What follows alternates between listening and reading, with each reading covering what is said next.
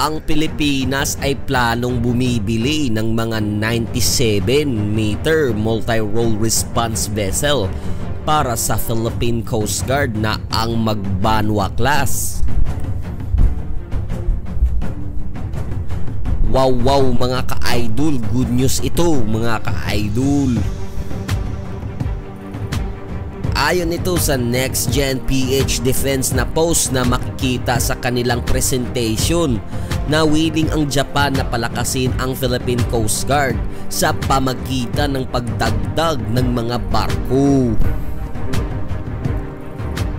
Meron naman tayong mga dalawang 97-meter multi-role response vessel ng Philippine Coast Guard sa kanilang inventory at plano pa magdagdag ng mga 5 mga ganito na barko para lalo ito mabantayan ang ating teritoryo.